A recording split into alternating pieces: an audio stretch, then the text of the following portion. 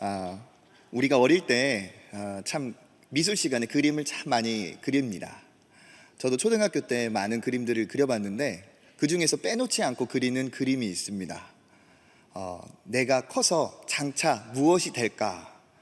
장래 희망을 그려보는 그림이죠. 사실 어릴 초등학교 때 뭐 이 세상에 직업이 몇 가지나 된 줄 어떻게 알겠습니까? 그냥 내 주변에 있는 사람들, 내가 TV에서 봤던 그 정도 선에서 하나를 골라서 이제 그리는 거죠. 경찰을 그리기도 하고 의사 선생님을 그리기도 하고 어떤 사람은 자기가 막 생각하지도 못했던 다른 사람을 깜짝 놀라게 만한 기발한 그림도 그려가기도 합니다. 여기 계신 우리 성도님들, 집사님, 권사님 다 그런 그림 한 번씩 그려보셨죠? 네, 다 그려보셨을 텐데 겸손하셔서 그 그림을 참 우리가 정성껏 그리고 앞에 나와서 발표도 해요. 선생님, 저는 커서 이런 사람이 되고, 선생님, 저는 커서 이런 사람이 되고 싶어요. 많이 이야기를 합니다. 그런데 지나고 보니까 내가 그렇게 정성껏 그렸던 그림을 정말 그렇게 이루고 살아가는지 생각을 해보면 사실은 그린 그림대로 살아가는 분들은 참 많이 없는 것 같아요.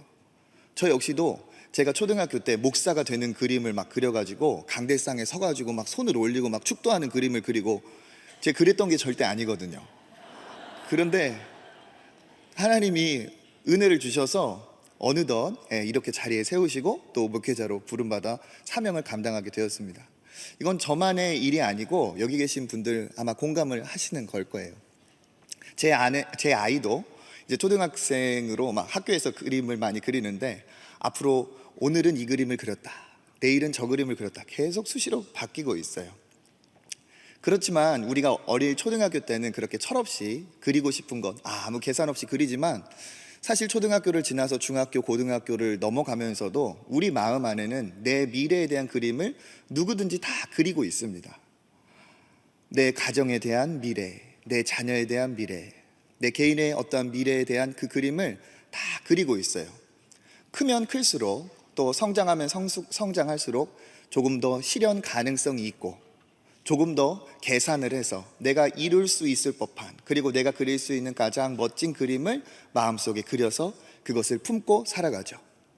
그리고 여기 있는 분들도 아마 그러실 것 같아요. 그 그림대로 하나님께서 꼭 응답해 주시기를 바라면서 새벽에 나와서 이 시간에 나와서 그렇게 기도를 합니다.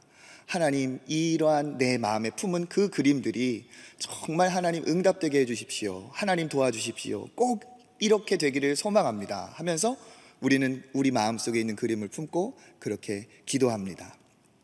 이건 단지 우리들만의 이야기가 아니라 오늘 성경에 있는 이 인물들에게서도 그런 모습을 볼 수가 있습니다. 우리가 잘 아는 요한복음 11장에는 이제 나사로라는 사람의 죽음에서 또 생명으로 옮겨가는 그 놀라운 일이 일어나고 있죠. 오늘 우리가 읽은 본문은 그 사건의 초반 단계입니다. 이제 등장인물을 1절부터 소개를 하고 있는데 마르다, 마리아, 그리고 나사로를 소개하고 있습니다. 그런데 보면 나사로가 죽었다 살아났으니까 정말 주인공처럼 소개할 법도 한데 실제로 주인공처럼 소개하는 사람은 나사로도 마르다도 아닌 마리아라는 사람이죠. 2절에 보면 마리아라는 그 사람이 그 뒤에 일어난 12장에 향유옥합을 깨서 예수님의 발에 붓고 머리털로 예수님의 발을 닦았던 그 여인이다 라고 하면서 2절에서 마리아에 대해 소개를 하고 있습니다. 마리아는 그러면 어떤 그림을 갖고 있었던 사람일까요? 그가 예수께 부은 향유가 그것을 본 눈치가 빠르고 계산이 빠른 가룟 유다는 300데나리온이라고 바로 계산을 해버렸어요. 300데나리온이라고 한다면 하루의 일당이 300번 있는 거죠. 그러니까 1년의 연봉치하고 비슷합니다. 그러니까 적게는 한 2천에서 그 이상만, 그 2천, 3천만 원 정도의 최소 금액대의 귀한 향유죠. 마리아는 그 향유를 갖고 있었던 여인이었는데 그 향유를 예수께 부어버렸어요. 그러니까 그 마리아는 어떤 사람이었느냐, 그 향유를 구하기 위해서, 그 향유를 내 것으로 삼기 위해서 참 열심히 살았던 그런 사람이었을 겁니다. 내가 절약하고 내가 열심히 돈을 모아서 내가 좀 수돗물도 아끼고 전기료도 아끼고 화장품도 좀 줄이고 어쨌든 내가 여인으로 할 수 있는 것은 최대한 줄여서 내가 꼭 돈을 마련해야지, 이렇게 목적이 있었던 사람이에요. 그리고 그가 그린 그 돈 그리고 그 이상의 그림은 뭐였겠습니까? 향유 옥합이었겠죠. 내가 저 향유 옥합을 가질 수만 있다면 하면서 열심히 돈을 모아서 그는 향유 옥합을 소유하는 그림을 그렸던 여인입니다. 그런데 그가 얼마나 노력했던지 향유 옥합을 드디어 내 것으로 소유하게 되었죠. 그리고 이 여인의 그림은 조금 더 펼쳐집니다. 아시는 대로 향유 옥합은 값진 향료였고요. 동시에 이것은 여인에게 있어서 가장 좋은 무엇이 됩니까? 그렇죠. 혼수품이 됩니다. 그러니까 이 마리아라는 여인은 열심히 노력해서 이 향유 옥합을 갖는 그림을 가졌고, 그리고 이 향유 옥합을 소유한 다음에는 이 옥합을 가지고 내가 정말 나와 잘 맞는 남편을 맞아서 아름다운 가정을 이루어야지 하면서 자기만의 그런 그림들을 갖고 있었던 그러한 열심히 살았던 성실한 여인이었습니다. 그런데 그 여인에게 큰 문제가 생겼죠. 그 그림대로 순조롭게 진행되는 듯 했는데 그 그림이 채 다 그려지기도 전에 큰 문제가 왔습니다. 사랑하는 자기의 오빠 나사로가 이제 죽을 정도로 아픈 병에 걸린 거죠. 그러니까 이 여인은 이제 계획을 조금 수정합니다. 일단은 오빠부터 빨리 병에서 낫게 만들고, 그리고 오빠가 나은 다음에 내 그림을 여전히 그려가야지, 그대로 내가 행해 가야지, 이런 생각을 하고 있습니다. 그러면 오빠가 나으려면 어떻게 해야 될까? 맞다. 가장 기적의 능력을 가지신 그 예수님을 우리 오빠가 만난다면 아무리 큰 병에 걸렸어도 우리 오빠가 나을 수 있을 거야. 그러면 나는 또 이 옥합을 가지고 좋은 가정을 이룰 수 있겠지? 그래, 예수님을 모시러 가자 하면서 조금 수정된 듯 했지만 이 마리아는 자기의 옥합을 가지고 여전히 자기의 그림을 그려가려고 생각을 했습니다. 그리고 그 오빠가 아프기 때문에 빨리 가서 예수님을 모시러 오려고 했죠. 마리아 마르다 그리고 나사로는 이렇게 예수님과 참 친밀했던 사이인 것 같습니다. 그리고 예수님과 함께 있었던 그 제자들도 나름의 그림이 있었어요. 어부였던 제자들은 예수님을 만나기 전에 그냥 하루 벌어서 하루 물고기 잡는 그런 그림이었죠.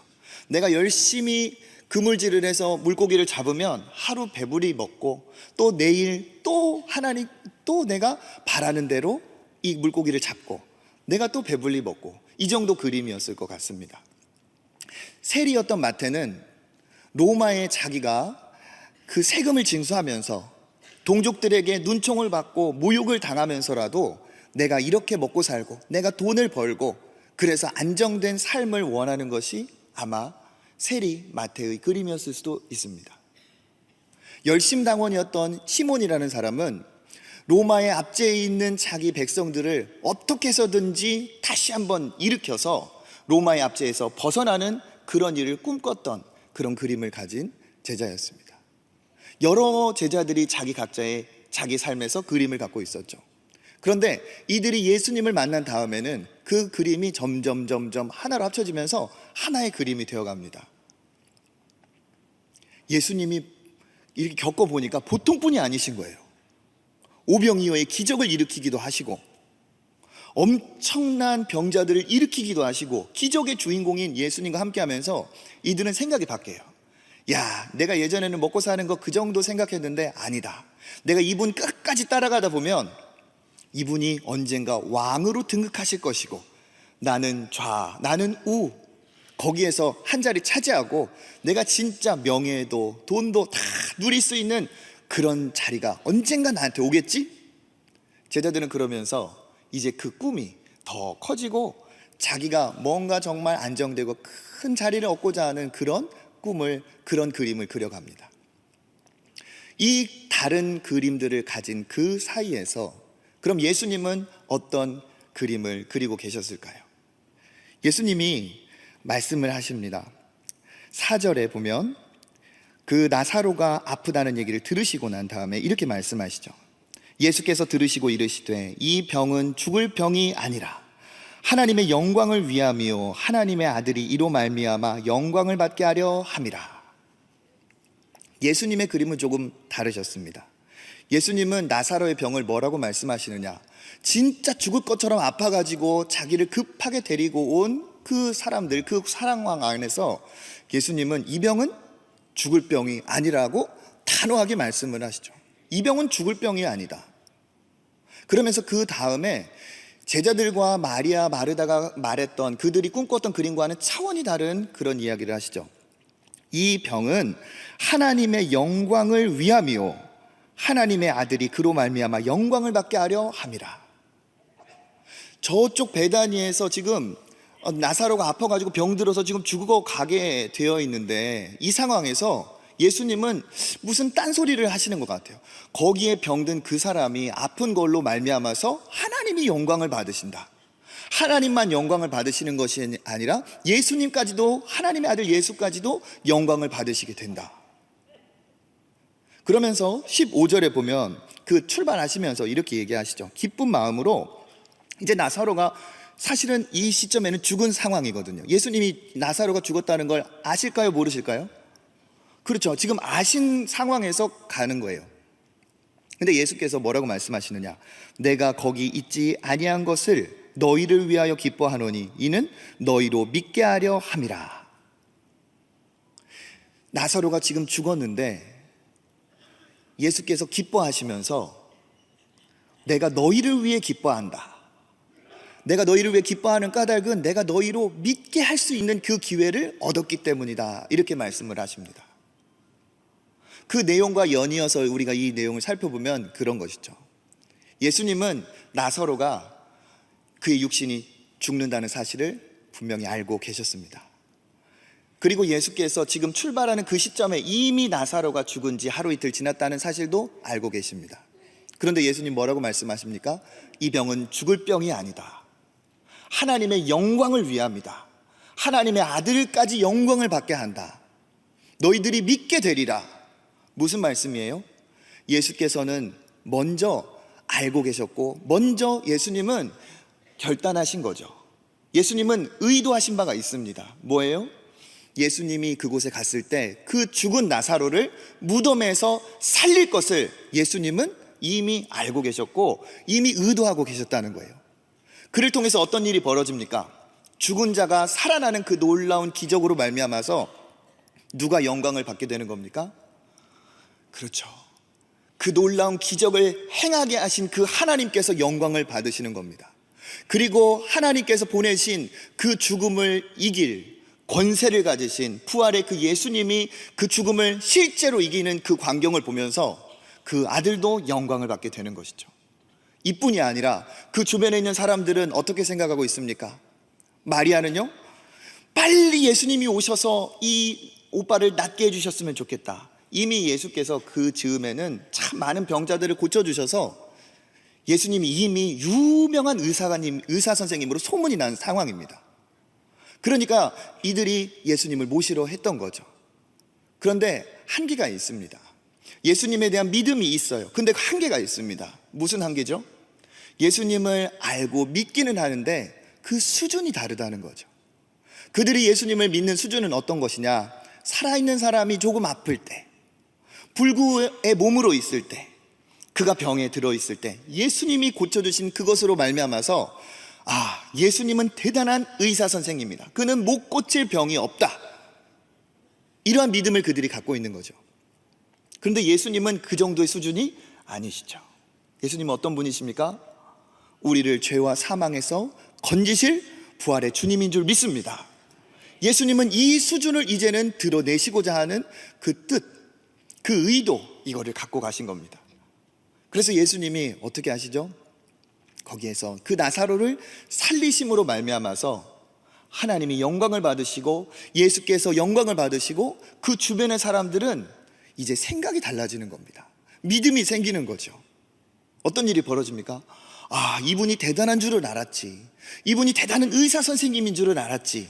그런데 이분은 의사, 대단한 선생님 그런 정도가 아니구나. 이분은 이 무덤에서, 완전히 사망해서, 완전한 절망에서 우리를 일으키실, 우리를 구원하실 하나님이 보내신 구원의 주님이구나. 그들은 시야가 확 열리고 예수님에 대한 새로운 인식, 새로운 믿음을 갖게 되는 겁니다. 이것이 바로 예수님의 그림이었죠. 마리아와 마르다가 가졌던 그림 정도, 그리고 그를 따라다니다가 한 자리 차지하고 그네가 떵떵거리며 살아야겠다는 그 정도의 그림이 아닌, 예수께서는 그가 사랑하는 나사로의 죽음으로 말미암아 하나님이 영광을 받으시고 그 모든 이들이 믿음을 갖기를 예수님은 그리고 계셨다는 사실이죠. 그래서 예수님이 이제 출발을 하십니다.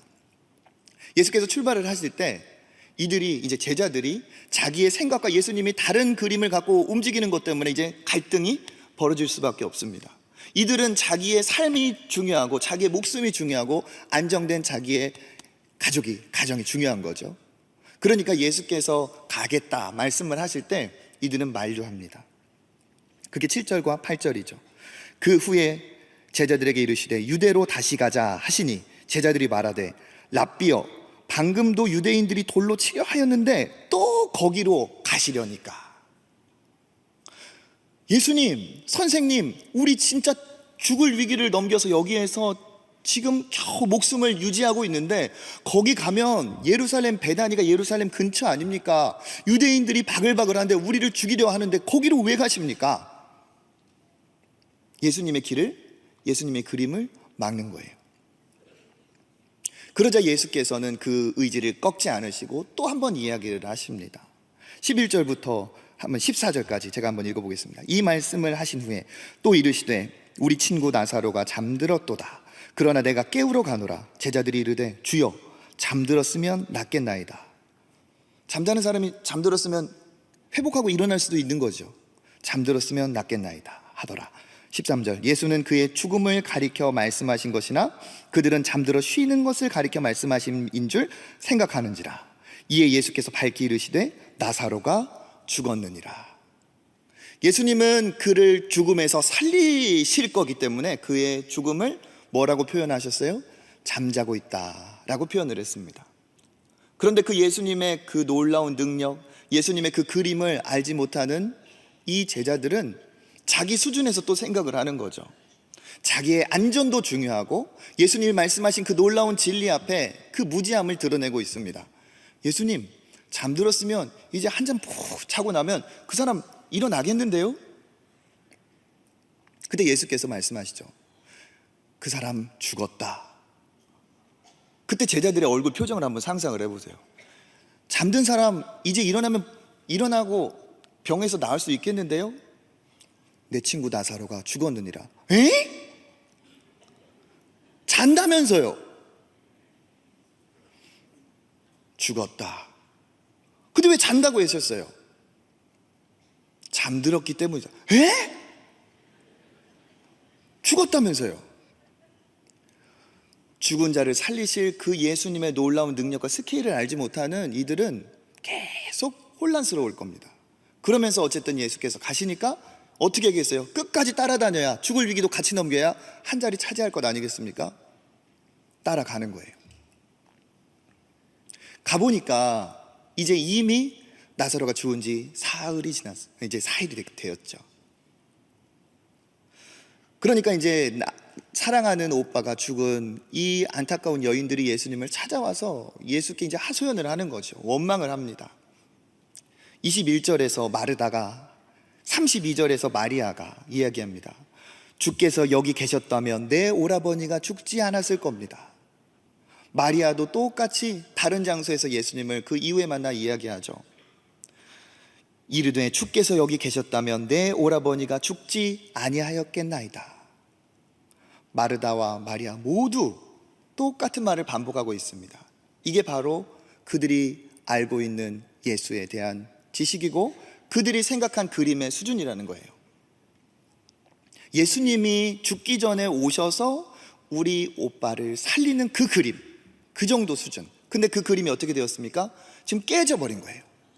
다 찢어졌어요. 그러니까 그 원망과 불평을 예수께 지금 쏟아내고 있는 거죠. 사실 예수님이 나사로를 죽게 만든 게 아닌 거거든요. 죄와 사망의 권세에 있는 모든 자들은 결국은 죽음을 맞이하게 됩니다. 그런데 이들은 그 죄와 사망을 탓하는 그것이 아니라 예수께서 늦었기 때문에 죽었다고 지금 예수님께 원망하고 불평 하소연을 하고 있습니다. 그리고 그 주변에 있는 모든 사람들이 그러면 그렇지, 죽음을 누가 이길 수 있나, 다 애국을 하죠. 그런데 그 이후에 어떤 일이 벌어졌습니까? 우리가 읽진 않았지만 예수께서는 그 나사로를 살리셨습니다. 예수님께서 하신 말씀 중에 우리가 주목해야 봐야 될 부분이 있습니다. 5절과 6절에 예수께서 본래 마르다와 그 동생 나사로를 사랑하시더니 나사로가 병들었다 함을 들으시고 그 계시던 곳에 이틀을 더 유하셨다. 마르다와 동생 나사로를 사랑하셨는데, 그렇다면 사랑하셨으면 빨리 가야 되겠습니까? 천천히 가야 되겠습니까? 빨리 가야 되죠. 빨리 가야 되죠. 그런데 예수님은 어떻게 하셨어요? 이틀을 더 지체하셨다. 그러니까 이 마리아와 마르다 수준에서 보면 예수님은 지각한 의사, 나쁜 의사, 게으른 의사, 이 정도 수준인 거예요. 너무 고맙고 지금까지는 사랑하는 사이였다 말할 수 있지만 여무야속한 거죠. 그런데 예수님은 어떤 분이세요? 확실한 죽음에서도 생명으로 일으키실 수 있는 부활의 주님이시죠. 서로 상충을 하고 있습니다. 근데 우리 한글 성경에는 번역되지 않은 접속사가 여기 들어있어요. 그러므로라는 접속사가 5절과 6절 사이에 들어있어요. 그러니까 이건 무슨 말이냐면, 예수께서 사랑하는 자가 병들었다 함을 듣고 그에 따라서, 그러므로 사랑하는 자가 병들었기 때문에 예수님이 이틀을 더 계신 거라는 거죠. 여러분, 이것을 우리가 잘 이해해야 됩니다. 하나님이 정말 나를 사랑하신다면, 여기 계신 모든 분들, 하나님이 여러분을, 저를 사랑하십니까? 사랑하지 않습니까? 사랑하시죠. 그러면 우리의 상식은 그거예요. 하나님이 사랑하시니까 내가 기도할 때, 하나님 앞에 간구할 때 하나님이 지금 바로 역사하시는 것이, 이게 우리의 생각이에요. 우리의 그림이에요. 근데 보세요, 그를 사랑하심으로, 사랑하기 때문에 이틀을 더 유하셨다는 거예요. 무슨 차이입니까? 우리가 갖고 있는 수준의 그림과 예수께서 품고 있는 그 그림의 차이가 이렇게 다르다는 사실입니다. 만약에 예수님이 죽기 전에 가가지고 그를 고치셨다면 하나님이 영광을 받으실 일이 어디 있겠습니까? 죽기 전에 그를 살렸다면 겨우 문제 하나 해결될 꼴밖에는 되지 않습니다. 그들이 예수께서 죽음을 이기신 부활의 주님이라는 사실을 믿을 기회도 없습니다.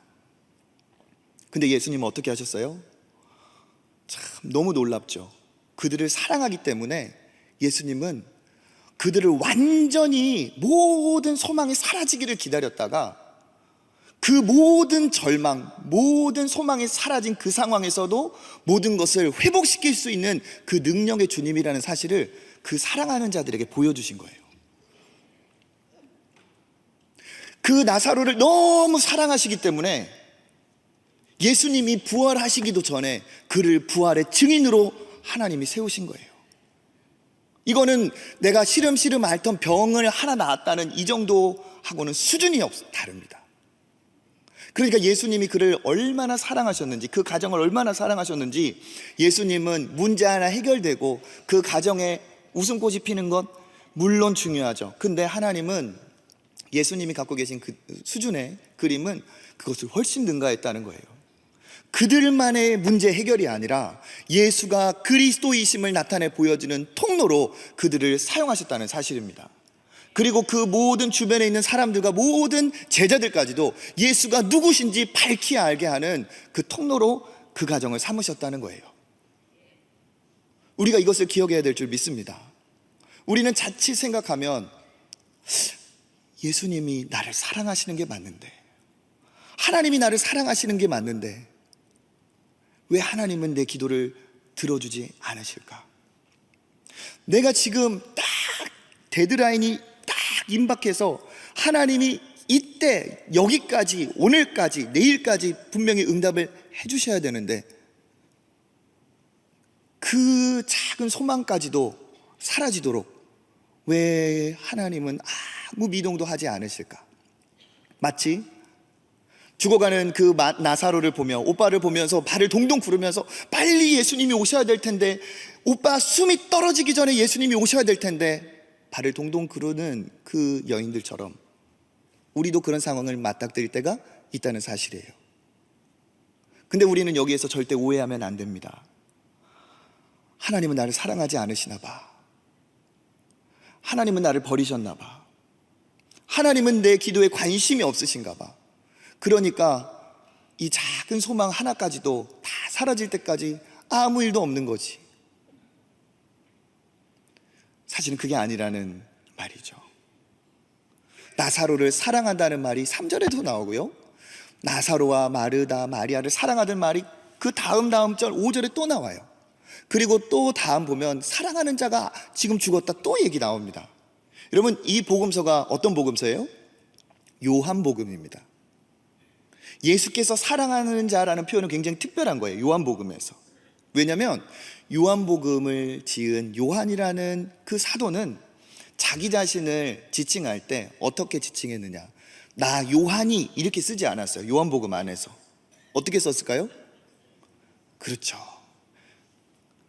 예수께서 사랑하는 제자, 이렇게 자기 자신을 썼어요. 자기의 말을 할 때, 자기의 이야기를 할 때 예수가 사랑하는 자, 예수가 사랑하는 제자, 이렇게 자기 자신을 소개하고 있거든요. 근데 그 표현이 그러니까 굉장히 희소하고 특별한 표현이에요, 요한복음에서는. 근데 그 요한복음의 사랑하는 자라는 표현이 이 나사로의 집안에는, 이 마리아에게는 계속 반복적으로 쓰이고 있어요. 이게 무슨 말입니까? 예수께서 이 가정은 정말 나를 사랑하신 것처럼 이 나사로의 가정은 정말 사랑하셨다는 뜻이에요. 그러니까 이거를 조합을 해보면 무슨 뜻입니까? 예수께서 정말 그들을 사랑하시기 때문에 문제 해결하는 수준으로 응답하지 않으셨다는 거예요. 그를 너무 사랑하시기 때문에 그 문제가 해결됨으로 말미암아서 그들의 가정에만 문제가 해결되는 것이 아니라 예수가 그리스도이심을, 하나님의 영광이 드러나는 그 통로로 그 가정을 사용하신 거라는 사실입니다. 그 사랑으로 저와 여러분을 하나님이 사랑하시는 줄 믿습니다. 그러니까 때로는 우리가 하나님, 저를 사랑하시는 것이 그렇게 맞는데 왜 하나님 응답하지 않고 저를 이렇게 기다리게 하시는 거예요? 하나님, 모든 소망이 사라졌습니다. 다 죽어버렸습니다. 그 나사로의 집안처럼 우리 집 다 소망이 끊어졌습니다. 이럴 때, 바로 그때 예수께서 역사를 하시는 거죠. 문제 하나 해결하는 수준이 아니라 정말 기가 막히게, 사람의 생각으로는 도저히 상상할 수도 없고 정말 조합할 수도 없는 일들이 그 하나님께서 조합을 하셔서 이뤄 가시는데, 그걸 보면, 그걸 간증을 하면 그 주변의 모든 사람들이, 듣는 사람마다, 지켜보는 사람마다, 야, 내가 당신 망할 줄 알았는데, 당신 끝난 줄 알았는데 당신이 믿는 하나님이 진짜 있긴 있는가 보구려, 이런 고백이 분명히 나오게 될 줄 믿습니다. 예수께서는 그 나사로를 죽은 지 4일 만에 살리신 것, 이 특별한, 이거는 의미가 있어요. 우연히 그렇게 하신 게 아닙니다. 우연히 이틀을 유하신 게 아닙니다. 그 사람들의 생각 속에서 어떤 생각이 있었냐면, 죽은 사람이, 이렇게 사람이 죽으면 영혼이 떠나간다 하죠. 영혼이 떠나가면은 그 사람들 생각 속에 그 영혼이 다시 갈 곳을 찾지 못하고 그 자기에게 들어가려고 3일 동안 빙빙 돈다, 이게 그들의 문화였어요. 그런데 3일째가 지나면 그 더운 곳에서 어떻게 되겠습니까? 이제 부패가 일어나면서 자기 얼굴이 자기 얼굴처럼 안 되는 그 시점쯤 되면 그 영혼이 완전히 떠나간다, 이게 그들의 생각이었거든요. 그러니까 4일 만에 예수께서 고치셨다는 건 뭐냐면, 4일 만에 예수께서 그를 생명으로 살리셨다는 건 뭐냐면, 이틀을 왜 유하셨냐 하냐면, 그들의 작은 소망까지도 완전히 사라진 그 죽음의 때 예수께서 역사하시려고 이틀을 유하신 거죠. 그러면서 예수께서 가면서 말씀하십니다. 내가 그 자리에 없는 것을 기뻐하노니, 그 이유는 너희들을 내가 이제 믿게 하려 한다. 예수께서 말씀을 하십니다. 그리고 예수님은 가셔서 완전한 소망이 사라진 그 가정에, 그 여인에게 자기의 그림대로 나사로를 살리시는 역사를 일으키신 겁니다. 그 다음에는 이제 12장이 나오죠. 나사로가 너무 기뻐서 그곳에 살아난 게 기뻐서 잔치가 벌어졌어요. 그 잔치 현장에서 어떤 일이 벌어집니까? 자기의 인생의 최고의 보물, 이것을 위해서 정말 노력했던 그 보물, 그리고 이것을 가지고 자기의 꿈을 그렸던 그 꿈의 그림의 정말 애장품인 그 향유 옥합을 마리아가 들고 나와요. 그래서 어떻게 합니까? 그 예수의 발에 깨버립니다. 그리고 예수의 발을 닦죠. 자기가 갖고 있었던 그 그림이 깨어져도 예수의 그림이 내 안에 이루어지기를 바라는 그 여인의 그 놀라운 신앙의 고백이 여기 담겨 있습니다. 그래서 이 11장 초반에 보면 나사로랑 베다니 이 곳을 소개할 때 이미 향유를 드리지도 않은 그 얘기를 먼저 소급해가지고 마리아와 마르다의 동네다. 그리고 이 마리아는 누구냐? 향유를 깬 여인이다. 지금 향유를 깼기 때문에 이미 일어난 거기 때문에 소개를 하고 있는 것이 아닙니다. 이례적으로 향유를 깨지 않았음에도 불구하고 그 이 사건이 얼마나 유명해져 버렸는지, 예수님의 그림을 이제 자기의 그림으로 삼은 그 마리아가 얼마나 멋진 삶을 살았는지, 죽었다 살아난 나사로보다 유명하여서 그 마리아를 이렇게 소개하고 있는 것이죠. 우리들의 삶에도 하나님이 우리를 사랑하시기 때문에 하나님께서 이러한 놀라운 꿈을 이루어 가고 계시는 줄 믿습니다.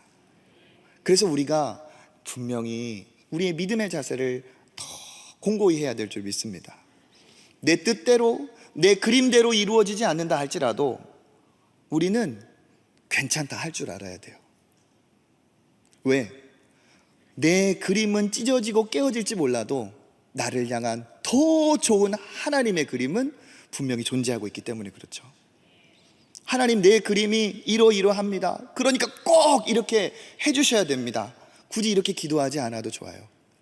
물론 우리가 바라는 것을 두고 간구하는 건 중요하고 소중합니다. 하지만 하나님, 내 뜻이 이루어지지 않는다 할지라도 당신의 뜻이, 당신의 그림이 내 삶에 그려지기를 소망합니다. 이러한 성숙한 신앙이 우리에게 있어야 될 줄 믿습니다. 왜냐면요, 그 예수님은, 그 하나님은 우리를 알고 계시기 때문에, 전지전능하신 그 하나님, 우리를 조금 일부분 알고 계시겠습니까? 우리의 모든 것을 알고 계시죠. 모든 것을 할 수 있는 그 하나님이 내 수준의 영향을 받으시겠습니까? 아니죠. 그러니까 모든 것을 알고 모든 것을 행하실 수 있는 그 예수님의 그림을 우리는 신뢰할 줄 알아야 됩니다. 그리고 우리를 사랑해서 십자가에서 목숨을 주시기까지 우리를 사랑하신 것을 증명해 보인 그 예수의 그 사랑을 우리가 마음에 품고, 내가 원하는 대로 이루어지지 않는다 할지라도, 내가 바라는 그때 그것을 하나님이 주시지 않는다 할지라도 우리는 그 좋은 예수님, 나를 사랑하시는 그 하나님 신뢰하며 하나님 앞에 그렇게 답답한 기다림의 이틀을 믿음을 가지고 기다릴 수 있는 우리들이 되어야 될 줄 믿습니다. 여러분을 향한 하나님의 계획이, 하나님의 그림, 멋진 그림이 있는 줄 믿습니다. 그래서 우리의 기도의 수준이 그렇게 되었으면 좋겠어요. 하나님, 제 그림이 있습니다. 제가 원하는 그림들이 있습니다. 하지만 주님, 정말 제가 바라는 것은 내 삶에 당신의 그림을 그리소서. 당신의 그림이 이루어지기를 원합니다. 이러한 믿음의 고백이 우리 안에 있기를 주님의 이름으로 축복합니다.